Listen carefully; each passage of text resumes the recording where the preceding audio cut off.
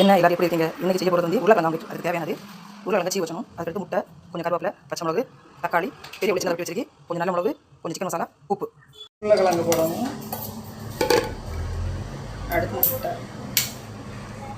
எல்லாத்தையும் சேர்த்து கிண்டணும், நல்லா கிண்டணும். அடுத்து இந்த பொடி,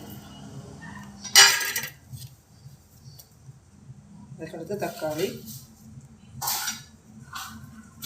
பெரிய உள்ளி,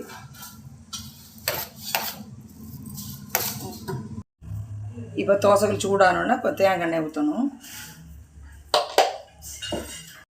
அடுத்து நம்ம தேவையான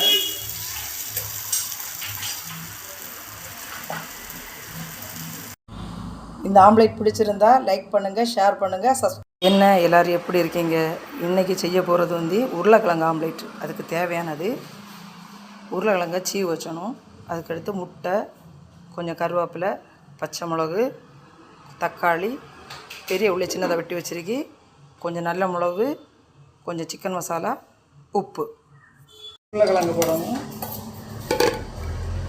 அடுத்து முட்டை, அடுத்து இந்த பொடி, அதுக்கடுத்து தக்காளி, பெரிய உள்ளி, எல்லாத்தையும் சேர்த்து கிண்டணும், நல்லா கிண்டணும். இப்போ தோசைகள் சூடானோன்னா இப்போ தேங்காய் எண்ணெய் ஊற்றணும். அடுத்து நம்ம தேவையான